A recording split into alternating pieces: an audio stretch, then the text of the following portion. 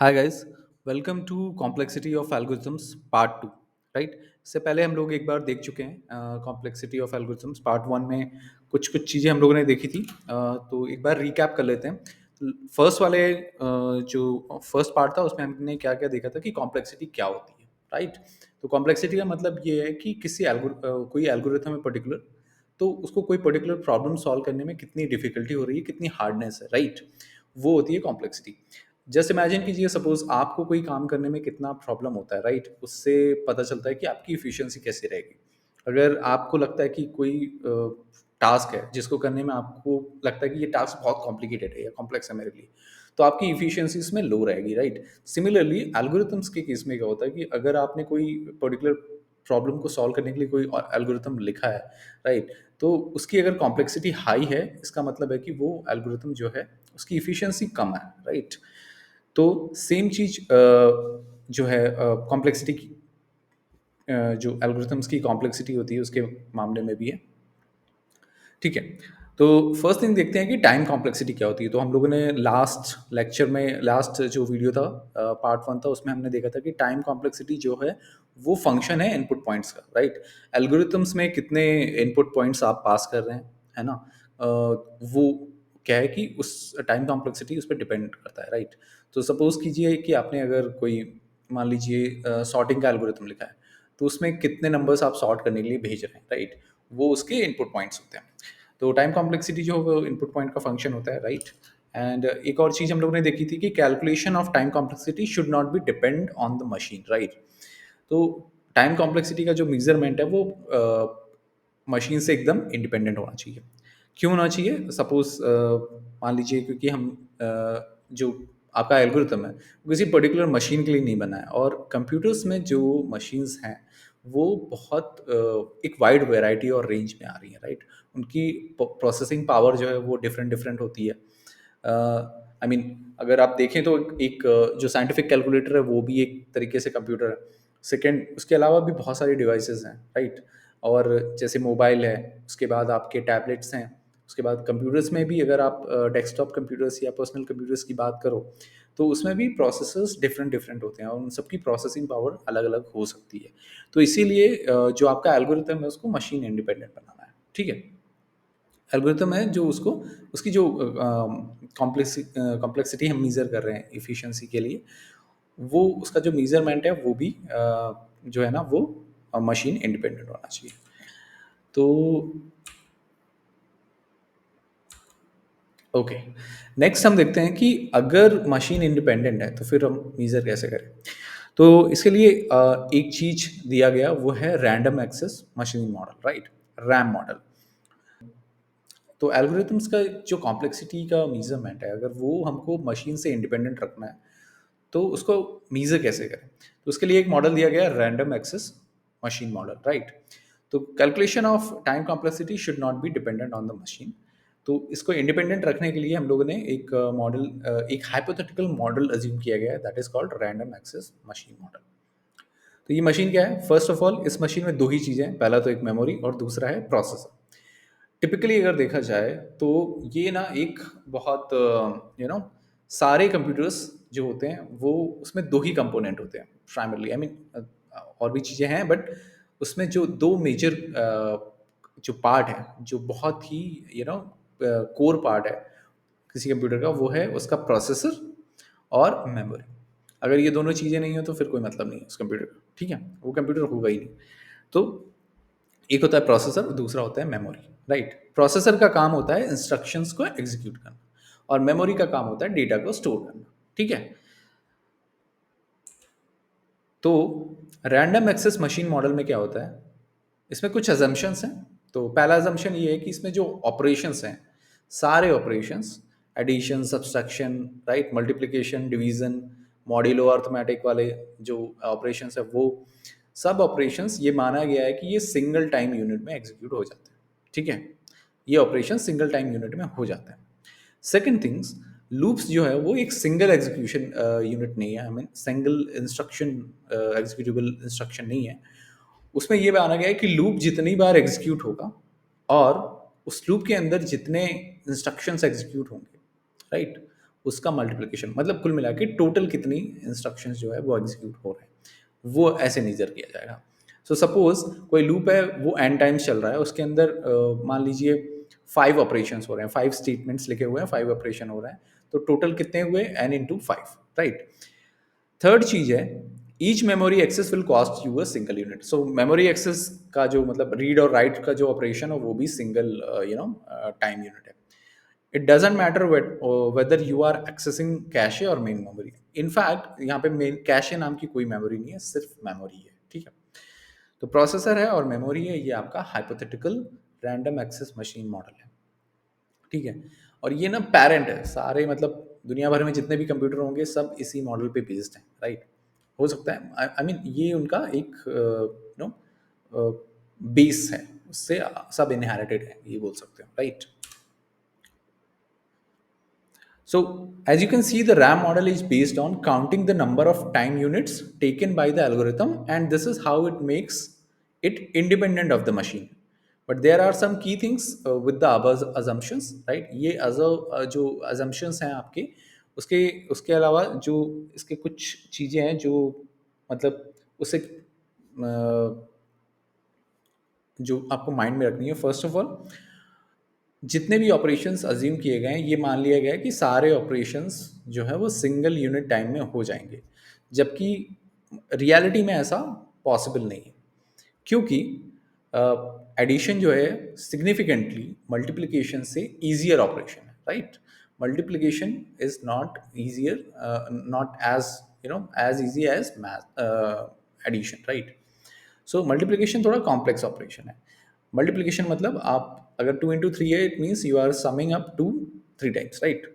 सो multiplication जो है वो एक कॉम्प्लेक्स ऑपरेशन है, बट आपने इस मॉडल में ये माना है कि इसको सिंगल यूनिट टाइम लगता है, right. Second things, loops are treated not to be a single executable block, but the number of iterations and the operations in each iteration, right? But with the advent of smart compilers and effective loop optimization, loop executions are faster. ठीक है, आपने ये assume किया है कि loop इतनी बार चलेगा और हर बार उसके अंदर जो सारे इंस्ट्रक्शंस है वो एग्जीक्यूट होंगे। तो इट्स लाइक एक रफ आइडिया है आपकी, एन टाइम लूप चल रहा है और अंदर एक्स इंस्ट्रक्शन एग्जीक्यूट हो रहा है, तो एन इंटू एक्स हो रहा है। बट इन रियलिटी जो कंपाइलर्स हैं वो काफ़ी स्मार्ट हो गए हैं आजकल। आई मीन जो कंपाइलर्स हैं वो काफ़ी स्मार्टली काम करते हैं।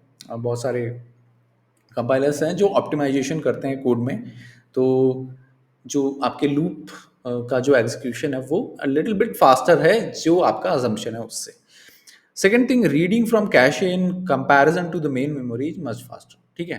सो ऑलमोस्ट सारे कंप्यूटर्स में काफ़ी लेवल्स पे, लेवल 1 लेवल 2 जो लेवल पे कैशे मेमोरी होती है, इसीलिए जो डेटा का एक्सेस है वो फास्ट होता है, राइट। बट इस मॉडल में ये अज्यूम किया गया है कि मेमोरी जो है वो सिंगल मेमोरी है आपके पास और एक यूनिट टाइम लगता है डेटा को एक्सेस करने में, ठीक है। तो ये अजम्पशंस जो हैं जो आपने अजम्पशंस किए थे और उसके आई मीन कॉन्ट्रास्ट में ये पॉइंट्स हैं कि उस अजम्पशन से क्या इम्पैक्ट हो सकते हैं, राइट।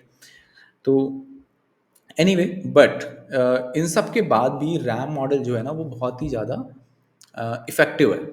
वी विल सी कि क्यों है, ठीक है। तो ये कोड है सॉर्टिंग का, इसमें 2 लूप हैं। अगर आप ध्यान से देखें तो इसमें 2 लूप हैं। एक आउटर लूप है फॉर जो i इक्वल टू 0 से लेके i is less than n-1, मतलब टोटल इटरेशंस जो हैं n-1 इटरेशंस चलती हैं इसमें। अब इसमें देखने वाली 2 चीज़ें हैं। पहला तो फर्स्ट थिंग देखिए इसमें, ओके। पहली चीज़ तो ये कि अब इसमें अगर आप देखेंगे ध्यान से, राइट, तो ये जो फर्स्ट लूप यहाँ से स्टार्ट हो रहा है और यहाँ पे एंड हो रहा है, करेक्ट। यहाँ से स्टार्ट हो रहा है और यहाँ पे एंड हो रहा है, ठीक। ये चल रहा है आपका कितना, ये चल रहा है आपका n-1 टाइम। सिमिलरली एक और लूप है इंटरनल जो स्टार्ट हो रहा है यहाँ से और चल रहा है यहाँ तक, ठीक है। और इसमें है n-1, ये भी n-1 टाइम चल रहा है। जे इक्वल टू 0 से स्टार्ट हो रहा है, J is less than n-1 plus plus J, और ये चल रहा है n-1 तक। इस सॉर्टिंग वाले फंक्शन में हम दो चीज़ें पास कर रहे हैं, एक तो है अनसॉर्टेड नम्स, ये एक एरे है, ठीक है, और उसका साइज क्या है एन, मतलब इसमें एन एलिमेंट्स हैं, ठीक है। तीसरा, अगर ये यहाँ पे हम देखें तो इस फॉर लूप के अंदर जो इंटरनल फॉर लूप है, अंदर वाला फॉर लूप है, उसके अंदर एक कंडीशन है, that is if condition, right. ये पूरा ब्लॉक जो है इफ ब्लॉक है, ओके। इस इफ ब्लॉक में हम चेक कर रहे हैं कि जो नंबर है, राइट, जी पोजीशन पे, वो अपने नेक्स्ट नंबर G+1 पोजीशन पे नंबर नंबर है, उससे बड़ा तो नहीं है। अगर उससे बड़ा है तो हम उन दोनों नंबर को स्वैप कर रहे हैं। स्वैपिंग कैसे हो रही है? जे वाले नंबर को एक्सेस किया, उसको एक टेम्परेरी वेरिएबल में डाला, फिर जे वाले पोजीशन पे जो नंबर है उसको अपडेट कर दिया नेक्स्ट वाले नंबर से, राइट। उसके बाद नेक्स्ट वाले नंबर, जो नेक्स्ट पोजीशन वाला नंबर था, उसको मैंने वापस से टेम्प में जो लिया होता वो। तो कुल मिला के ये आपका ये हो गई स्वैपिंग, ठीक है। अब इसमें देखिए, इसमें तीन ऑपरेशंस हो रहे हैं। एक तो ये, ठीक है, दूसरा ये, तीसरा ये, एक ऑपरेशन ये भी हो रहा है, राइट। ये हो रहा है कंपैरिजन का, ठीक है। अब देखिए यहाँ पे इसको में कोई ऐसा तो ऑपरेशन नहीं हो रहा है प्रोसेसिंग वाला, बट ये मेमोरी ऑपरेशन है, राइट, रीड राइट और वो है।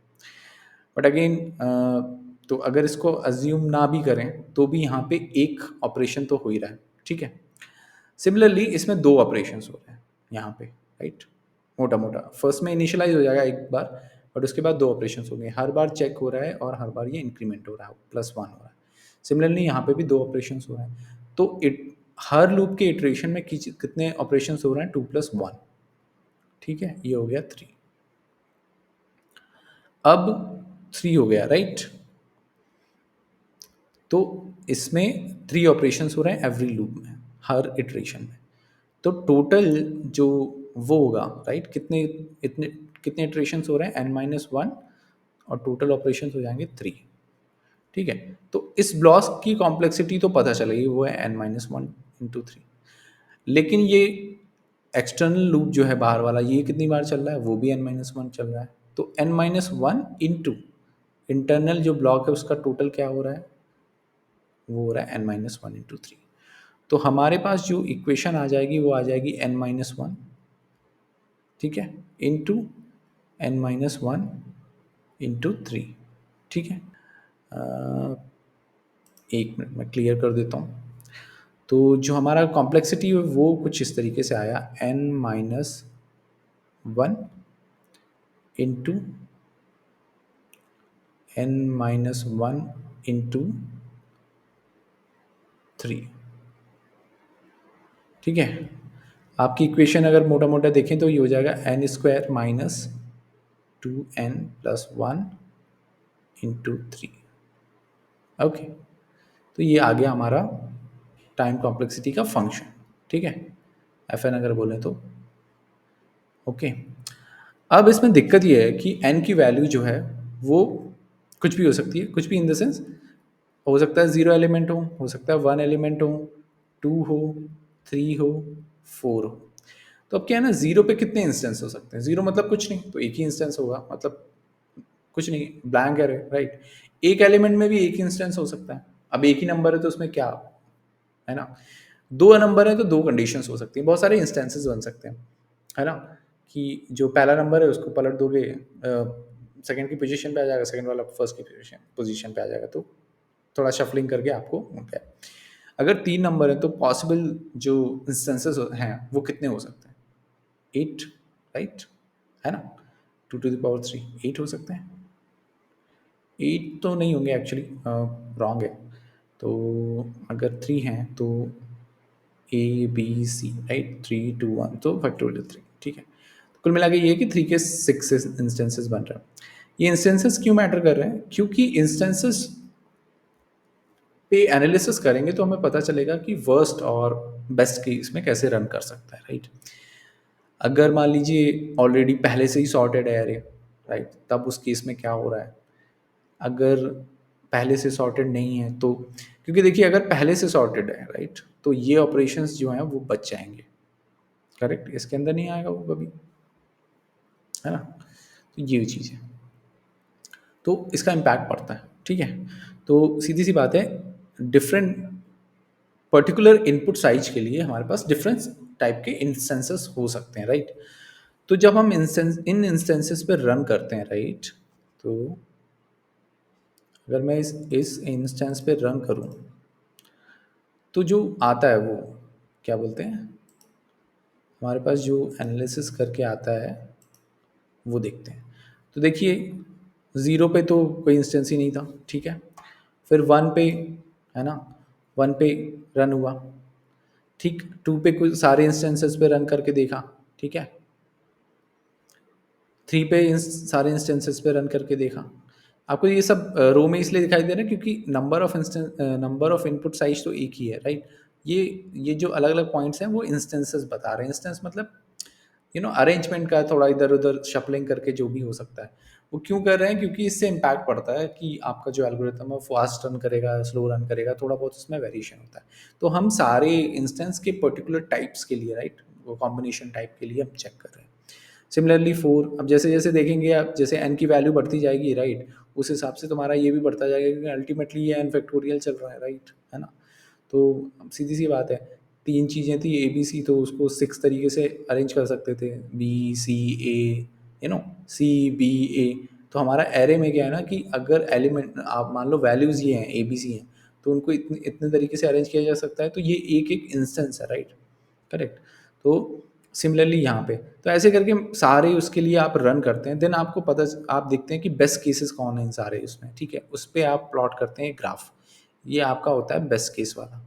सिमिलरली आप वर्स्ट केस के लिए प्लॉट करते हो, जो सबसे सबसे ज़्यादा जिसमें स्टेप्स काउंट हुए, राइट, तो वो आपका वर्स्ट केस होता है, ठीक है। फिर इन दोनों का मतलब जो मीडियन है, जो एवरेज है वो लेते हो, वो आपका एवरेज होता है, ठीक है। तो ऐसे करके आप तीन चीज़ें निकालते हो, बेस्ट, वर्स्ट और एवरेज, करेक्ट। अब प्रॉब्लम क्या है, इस जो इनपुट के बेसिस पे या टाइम यूनिट्स काउंट्स करने के बेसिस पे, स्टेप काउंट के बेसिस पे जो आ रहा है आपका टाइम कॉम्प्लेक्सिटी, वो ईजी है, चलो ये तो अच्छा हो गया, ईजी है, ठीक है।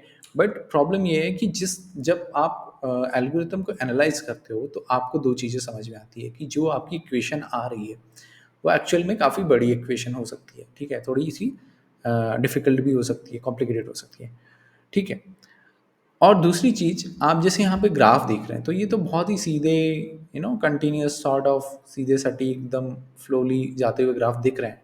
बट एक्चुअल में ऐसा नहीं होता, एल्गोरिथम के बेसिस पे, right, depending upon your algorithm, ये जो चीज़ है ना, ये जो ग्राफ जो आपने अभी ड्रॉ किया है, इसकी बहुत वो हो सकती है, राइट।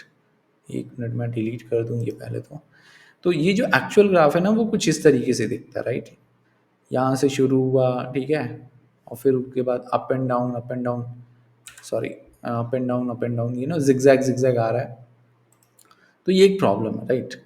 अब इसके लिए कौन सा ग्राफ फंक्शन प्लॉट करें भी तो क्या करें, मतलब फिर उसको मीज़र कैसे करें। अब इसके लिए जो फंक्शन बनेगा वो काफ़ी कॉम्प्लिकेटेड होगा, राइट, कॉम्प्लिकेटेड होगा काफ़ी, उसमें बहुत टर्म्स होंगे। अब इस फंक्शन के लिए इतनी कॉम्प्लिकेटेड टर्म्स हैं, अब इस पे कैसे तुम एनालाइज करोगे, राइट। तो इन सब से बचने के लिए एक तरीका देखा गया कि बजाय के कि इस फंक्शन पे फोकस करने के, हम क्यों ना ये फोकस करें कि इस फंक्शन को कैसे बाउंड किया जा सकता है दो फंक्शंस के बीच में, या इसकी जो अपर लिमिट है वो चेक करें और लोअर लिमिट को भी बाउंड करें, राइट। तो कैसे बाउंड करें, और ये जो बाउंडिंग की जाती है ये की जाती है आपको इजी फंक्शन से, राइट, सिंगल टर्म फंक्शन से, जैसे कोई एन स्क्वायर है, एन क्यूब है, कुछ भी, राइट।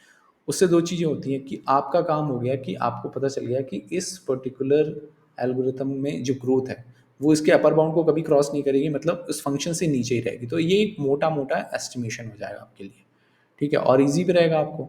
इतने कॉम्प्लिकेटेड जो बनेगा फंक्शन, उसको एनालाइज करने से बेटर है कि आप जो है इसका जो अपर बाउंड है वो, और फिर साथ ही साथ एक लोअर बाउंड भी हम लोग ढूंढते हैं जो लोअर बाउंड हो इसका, ठीक है। तो इस तरह से काम चलता है। सो लेट्स मूव ऑन, देखते हैं कैसे करेंगे। तो इसमें ये जो है नेक्स्ट चीज़ है वो है बिग ओ नोटेशन। तो बिग ओ नोटेशन में क्या होता है कि सपोज एफ एन एक फंक्शन है, राइट। तो एक फंक्शन जी एन अगर ऐसा एग्जिस्ट करे कि एन और एक कांस्टेंट सी ले लेते हैं, सी है, ठीक है, such that N is greater than N zero and C is greater than और इक्वल टू जीरो। ये एक्चुअली इसको हटाना पड़ेगा, ये रॉन्ग लिखा हुआ है, राइट, शुड नॉट बी ये, राइट, ये ना, इसको हटा दो, ठीक है। तो N is greater than N zero और सी जो है एक कांस्टेंट है, ठीक। ये एन जीरो और सी जीरो है ना, इसको बोलते हैं विटनेसेस। विटनेस होता है ना, विटनेस, ठीक है, ये विटनेस है, ठीक। अगर ऐसा है such that F N is less than C into G N, तो क्या होगा, अगर कोई फंक्शन एफ एन है और कोई फंक्शन जी एन है, सच दैट उसमें सी का मल्टीप्लिकेशन करने पे और एन की value N greater than N zero हो, तो एफ एन जो है हमेशा लेस देन और इक्वल टू अगर सी इंटू जी एन है, तो जी एन जो है ना इस फंक्शन का अपर बाउंड है, ठीक। और इसको रिप्रेजेंट करते हैं big O of ji of N. तो जी ऑफ एन जो है वो अपर बाउंड है एफ ऑफ एन का, ठीक है, समझ में आई बात। ये होता है बिग ओ नोटेशन, ठीक।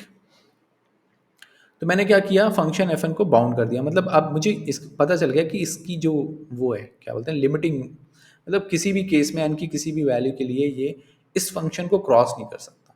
और ये फंक्शन ईजी भी है, मतलब सिंगल टर्म फंक्शन रखेंगे हम, है ना। ये मतलब जो इसका बहुत सिंप्लीफाइड फंक्शन रहेगा ये, ताकि हमें ये अगर कितनी भी कॉम्प्लिकेटेड फंक्शंस आ जाए उस पे एनालिसिस करने की बजाय मैं इस पे एनालिसिस करूँ, ठीक है।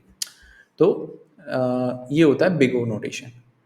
अब हम क्या करते हैं, हम देखते हैं दूसरा, ओके। दूसरी चीज़, एक चीज़ होती है वो हम देखते हैं, ठीक है। बिग नोटेशन में मैं ऑलरेडी बता चुका हूँ, ये अपर बाउंड है, राइट, ये अपर बाउंड है, तो सेम चीज़ है, ओके।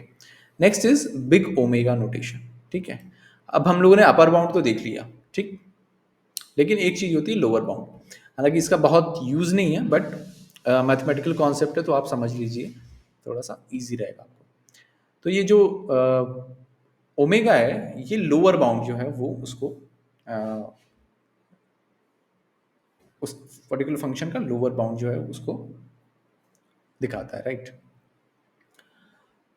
तो मान लीजिए कोई फंक्शन एफ एन है, तो इसको बोलेंगे big omega of function G N if, right, if there exist N and constant C such that N is greater then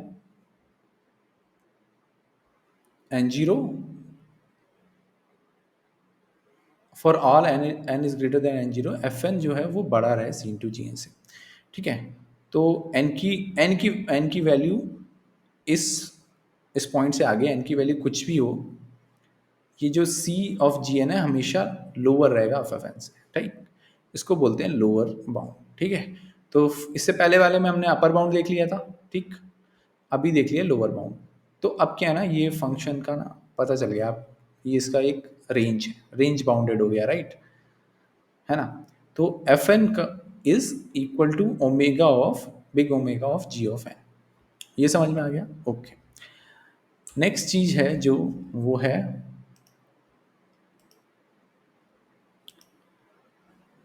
next चीज है जो वो है आपका theta notation, right. So theta notation में क्या होता है कि मान लीजिए कोई फंक्शन है F N, a function F N called theta of function G of N if, if क्या है, if there exist N and C one, ठीक है, सॉरी ये एन जीरो है, N zero and C one constant and C two constant such that N is greater than N zero, है ना, उसके लिए F of N is greater than C one of G N, right. तो ये C one of G N है और ये C two of G N है, ठीक है। तो एन की value greater than N zero के लिए एक कांस्टेंट है सी one such that C one G G of N is always less than F of N, right. और साथ ही साथ C two into G N is greater than F of N, right. तो ये इसका अपर बाउंड है, ठीक। उसको इसमें क्या होगा, एफ ऑफ एन जो है इसका theta of ji of N, समझ में आई बात। तो अगर कोई फंक्शन है ना, कोई फंक्शन, तो ये क्या है, टाइटली बाउंड कर रहा है इसको, ये थीटा इनका मतलब होता है टाइट बाउंड, ठीक है, अपर और लोअर। तो अगर G F of N equal to big O of ji of N and F of N equal to big omega of ji of N, तो थीटा भी हो जाएगा, राइट। तो F of N equal to theta of ji of N, got it. ये है point. तो ये लोअर बाउंड हो गया और ये हो गया आपका अपर बाउंड, ठीक है, अपर बाउंड, ये हो गया आपका अपर बाउंड। ओके, तो ये जो आपके नोटेशंस हैं ये आपको समझ में आ गए थोड़े से। देखिए थोड़ा सा प्रैक्टिस करनी पड़ेगी, अदरवाइज आपको आएगा नहीं, ठीक है।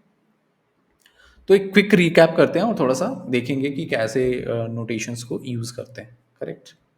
सो एक क्विक रिकैप करते हैं और थोड़ा सा हम लोग देखेंगे कि जो एसिम्प्टोटिक नोटेशंस हैं उसको यूज़ कैसे करते हैं, ठीक है।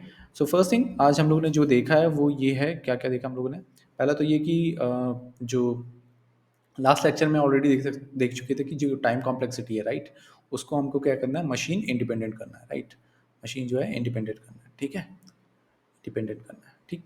तो आज उसके लिए हम लोगों ने यूज़ किया रैम मॉडल, यानी कि रैंडम एक्सेस मशीन मॉडल, ठीक है, रैम मॉडल यूज़ किया, ठीक। रैम मॉडल में क्या चीज़ें थी, हम लोग ऑपरेशंस जो है वो सारे ऑपरेशंस जो है सिंगल यूनिट ले रहे थे, ठीक है, सिंगल यूनिट टाइम, ठीक है।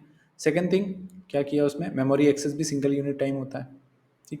थर्ड चीज़ उसमें जो था कि लूप्स वगैरह जो है वो सिंगल एग्जीक्यूटेबल इंस्ट्रक्शन नहीं है, वो जो है कितने टाइम लूप इटरेट हुआ है वो एक्स एन इंटू कितने ऑपरेशंस हुए हैं पर हर हर एक लूप में, राइट, विद इन लूप, सो एक इटरेशन में, राइट, सो वो ऐसे चल रहा है, ठीक है। ये हुआ। इसके ड्रॉबैक क्या थे, पहला तो ओवर सिंप्लीफिकेशन हो गया इसका, क्योंकि सारे ऑपरेशंस सिंगल टाइम यूनिट तो नहीं ले सकते, सारे ऑपरेशंस इनफैक्ट इक्वल नहीं होते, सबको अलग अलग प्रोसेसिंग टाइम लगता है, राइट। सो एडिशन में be easier operation, but multiplication जो है वो थोड़ा सा, सॉरी, मल्टीप्लिकेशन जो है थोड़ा सा वो डिफिकल्ट ऑपरेशन है, राइट, जबकि हम लोगों ने कंसिडर किया है कि दोनों सेम एक सिंगल यूनिट ऑफ टाइम लेते हैं, right. Second thing memory access भी हम लोगों ने अज्यूम कर लिया कि मेमोरी एक ही है मेमोरी, राइट, इसमें मेमोरी का जो सिस्टम है वो एक ही सिस्टम है और उसमें सिंगल यूनिट एक्सेस लगता है, ठीक है, जबकि ऐसा नहीं है। मेमोरी जो है एक्चुअल में जो होती है वो कैशे और इन सब से होती है, राइट, बहुत डिफरेंट लेवल के कैशेज रहते हैं, उससे एक्सेस होता है। थर्ड चीज़ जो है लूप के लिए, तो लूप में हमने एज्यूम किया है कि लूप मतलब अगर एन टाइम लूप चल रहा है और हर इटरेशन में एक्स ऑपरेशन हो रहे तो एन इंटू एक्स ऑपरेशन हुए, जबकि ऐसा नहीं है। आजकल कंपाइलर्स क्या है कि बहुत सारा ऑप्टिमाइजेशन करते हैं, राइट, आप कोड लिखते हैं उस बस उससे काम नहीं चलता, उस कोड को ऑप्टिमाइज करते हैं जो कंपाइलर्स होते हैं। सो थोड़ा सा स्मार्ट कंपाइलर्स आ गए, तो ये सब चीज़ें जो है ना वो काम ये जो आपके एजम्पशंस हैं वो क्या है ना, जो रियल वो है उससे थोड़ा सा ड्रिफ्ट कर रहा है, बट इसमें रैम मॉडल स्टिल सक्सेसफुल। वो क्यों, क्योंकि ये देखिए हाइपोथेटिकल मॉडल है, ठीक है, और सारे दुनिया में जितने भी कंप्यूटर्स हैं उन सबका एक बेस क्लास की तरह है, राइट, इस पे ही इन्हांसमेंट और कुछ एडिशन हो के आपके सारे डिफरेंट डिफरेंट कंप्यूटर्स जो हैं वो बने हुए हैं, ठीक है। तो ये एक पेरेंट बोल सकते हो, सॉर्ट ऑफ क्लास है, पेरेंट जो डिज़ाइन है सिस्टम है, ठीक है। अब बात करते हैं कि हम लोग जो है वो मशीन इंडिपेंडेंट क्यों बनाते हैं। पहली चीज़ तो ये कि जो एल्गोरिथम्स है उसकी परफॉर्मेंस हम टाइम से तो मेज़र नहीं कर सकते, क्योंकि हो सकता है एक एल्गोरिथम किसी एक सिस्टम पे चल रहा हो फास्ट, ठीक है, उस पे 10 नैनो सेकंड में ही वो एग्जीक्यूट होके ख़त्म हो जाए, ठीक है, दूसरे में चल रहा हो स्लो, क्योंकि ये सिस्टम ही स्लो है, ठीक है, ये सिस्टम ही स्लो है, इसमें लग रहा है उसको माइक्रो सेकेंड्स, ठीक है। तो ये बहुत सारी चीज़ें हो सकती हैं, क्यों, वो डिपेंड करता है किस पे, मशीन की प्रोसेसिंग पावर पे, ठीक है। तो इससे हमको छुटकारा पाना है, तो उसके लिए हम लोगों ने किया ये चीज़ थी। तो आप क्या कर सकते थे कि एल्गोरिथम्स जो हैं वो क्या है कि उसको हम मशीन इंडिपेंडेंट होना चाहिए, राइट। तो सेकंड चीज़ जो है वो ये कि ऐसा कुछ होना चाहिए अब इस पूरे सिनेरियो में अगर मैं किसी एल्गोरिथम को टेस्ट करना चाहूँ उसकी परफॉर्मेंस, तो मुझे क्या करना पड़ता है? एल्गोरिथम क्या है? ये एक आइडिया है, राइट? एक कॉन्सेप्ट है। उसके बाद आप क्या है ना, इसको इम्प्लीमेंट करते हो, एक प्रोग्राम लिखते हो और उस प्रोग्राम को आप एग्जीक्यूट कराते हो सिस्टम में। ठीक है? अगर मेरे पास मान लीजिए 3 एल्गोरिथम है ना? 3 एल्गोरिथम्स हैं। अब क्या करूँगा मैं? या तो मैं सबको इम्प्लीमेंट करूँ एक-एक करके, है ना?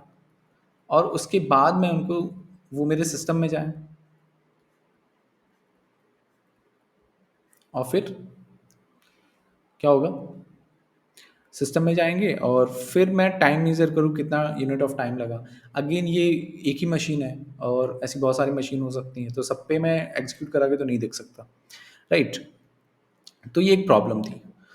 बेटर ऑप्शन ये होता है कि इम्प्लीमेंटेशन से पहले ही मैं एनालाइज कर पाऊँ, सिर्फ ये एल्गोरिथम्स को देख के, राइट, इनको ऑब्जर्व करके कर पाऊँ कि which one is going to be better algorithm to solve the problem.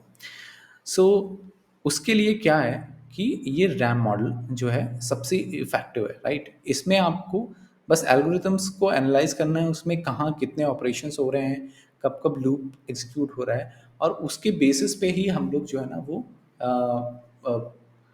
Decide कर पाएंगे कि इसकी कॉम्प्लेक्सिटी क्या होगी, राइट? तो ये चीज़ एक बहुत अच्छी है, राइट?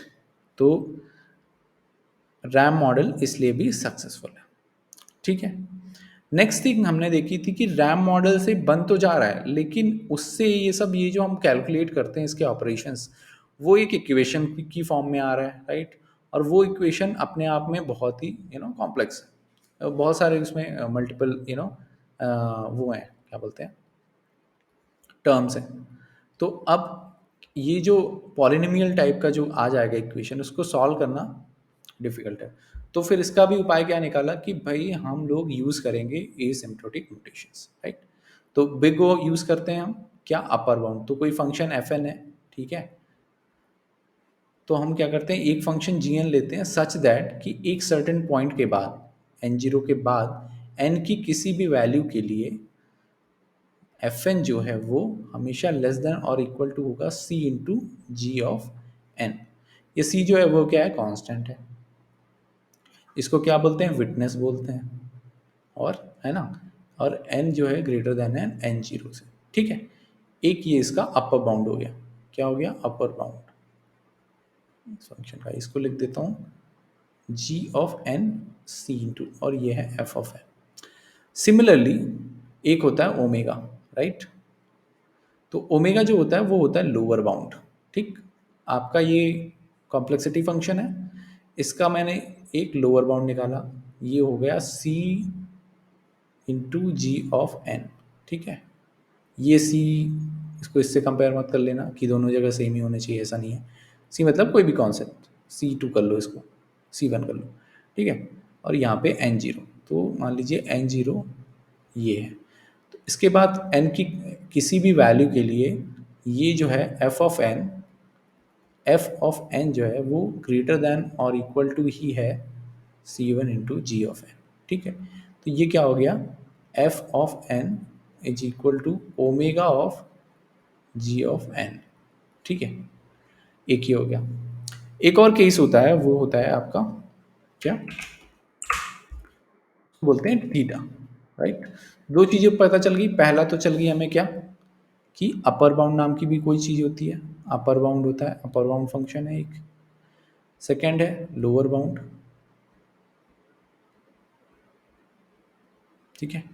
ये है आपका बिग ओ, और ये है आपका बिग ओमेगा। थर्ड होता है एक थीटा फंक्शन, राइट?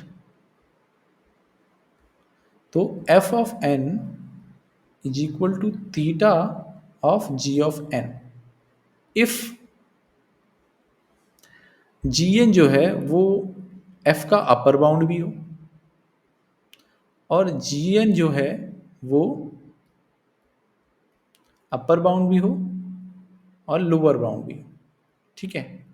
इसका क्या मतलब हुआ, इसका मतलब हुआ कि N zero C one C two ये दोनों कांस्टेंट है, और एन जीरो जो है एक पॉइंट है, राइट, एन जीरो भी एक कांस्टेंट है, such that for all values greater than N zero, right, for all values greater than N zero क्या होगा,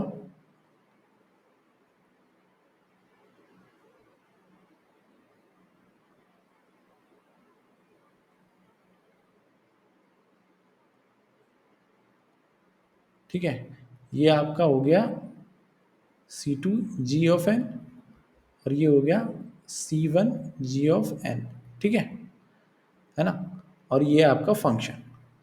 तो क्या कर रहा है ये फंक्शन, इसका अपर बाउंड भी है और लोअर बाउंड भी है, ठीक है। तो ये क्या है, इसको टाइटली बाउंड कर रहा है, तो थीटा जो है वो टाइटली बाउंड करता है, राइट।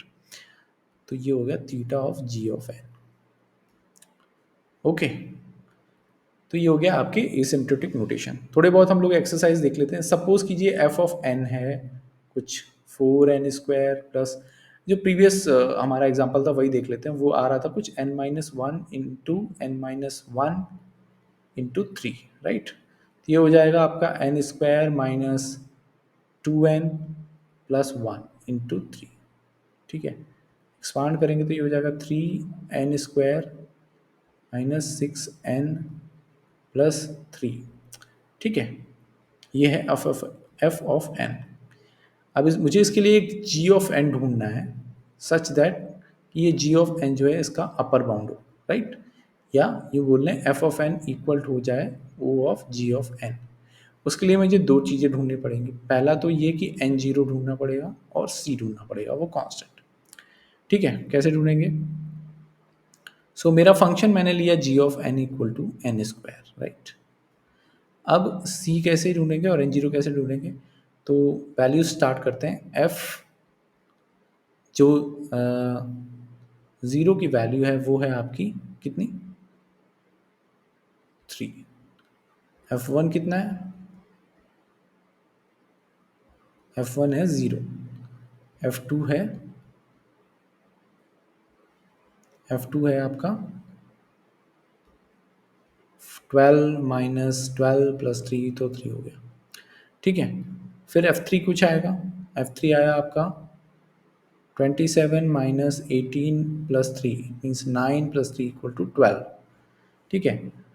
अगर मैं जी ऑफ एन देखूँ तो n² है ये, तो पहले 0 में तो 0 हुआ, 1 में 1 हुआ, 2 में 2 हुआ, 3 में हुआ 9, 4 में हुआ 16, ठीक है। सिमिलरली 4 में एफ ऑफ एन क्या हो जाएगा, ये हो जाएगा आपका 3 इंटू 4 मतलब 48 माइनस 24 प्लस 3, ये तो हो जाएगा 24 प्लस 3 इक्वल टू 7, 27। अभी ये 16 ही है। नेक्स्ट हो जाएगा ये 25, यहाँ पे क्या हो जाएगा, ये हो जाएगा 25 3 इंटू n² माइनस 1, सॉरी, इसको ये इसका जो वैल्यू आएगा n इक्वल टू 5 पे वो आएगा क्या, यहाँ पे 4 इंटू 3, राइट, सो 48, ओके। तो यहाँ पे n इक्वल टू 5 पे ये आएगा 48। स्टिल जो है ये जो है हाई है, बट एक चीज़ है कि अगर मैं यहाँ पे C1 की वैल्यू 4 रख दूँ तो क्या होगा, यहाँ पे ये हो जाएगा 36, ये हो जाएगा, ये हो जाएगा 8, जाएगा 4, ये हो जाएगा 0, ये जाएगा 48, राइट। और एफ ऑफ एन जो है 3 पे आ रहा है 12, इट मीन्स कि 4 पे बहुत ज़्यादा आ रहा है, राइट। सिमिलरली सॉरी, यहाँ पे तो 64 हो रहा है, एन की वैल्यू ए सी वन की वैल्यू 4 रखने पे, सी वन की वैल्यू अगर मैं 3 रखूँ तो ये हो जाएगा 0 1 24, राइट। अगर मैं सी वन की वैल्यू 2 रखूँ तो ये हो जाएगा 0 2, okay, and then 16, right. C one की वैल्यू अगर मैंने 2 रखी तो 16 हो जाएगा, ओके। सो सी वन की जो वैल्यू है, इनफैक्ट अगर मैं एन की वैल्यू 1 भी रखूँ, सॉरी सी वन की वैल्यू 1 भी रखूँ तो भी after some certain time, right, N की वैल्यू 3 0 12 इतने होने के बाद once it reaches to 3 to the power sorry n is greater than 2, right? In that case, n is greater than 2 or n is greater than 1, right? And if n is greater than 1, then f of n is always going to be less than g of n, right? So हमारा जो f of n है वो हो जाएगा o of n square, right? Simple. So वो जो first programme जो sorting वाला था वो था f of n is o of n square, and that program is bubble sort actually, right? So bubble sort की कॉम्प्लेक्सिटी हो गई o of n square. Okay. वो जो बबल सॉर्ट है बहुत लूजली लिखा गया है. I know it's not correct, but fine. I mean, for simple explanation के लिए I think it was good, right? So sort of bubble sort, not exactly, but yes, the complexity is still O of n square, right? Fine. So now usually this g of n, right? This g upper bound function is going to be always single term function, right? So जो complexities हैं उसके जो asymptotic notation है उसमें कुछ होते हैं. एक तो होता है constant time complexity. Constant time का मतलब होता है suppose f of n is equal to some k constant, simple. Okay, in that case we will write f of n is equal to o of g of 1, which is not correct. It is o of 1, right? Simple. Similarly हमारे पास कुछ और type के notations है, like O of N of जो सबसे fastest है वो तो है कांस्टेंट. उसके बाद आता है log N, right? O of log of N. ठीक है, तो यहाँ पे लिख देता हूँ मैं. तो सबसे फास्ट है O of 1, then O of log of N. ठीक है, फिर है ओ ऑफ एन मतलब linear, then O of n log n, then है O of n square quadratic, then o of n cube. Okay, then o of n4. So it is, this is how you can see it is increasing, right? The growth rate is increasing, and so the complexities. So इसके बाद आता है o of 2 to the power n, I mean exponential sort of, o of 3 to the power n. Then finally there is one called o of n factorial. So factorial is most uh, uh, having growth rate high, right? So factorial is fastest, all of them. Sorry, not fastest, the highest complexity, right?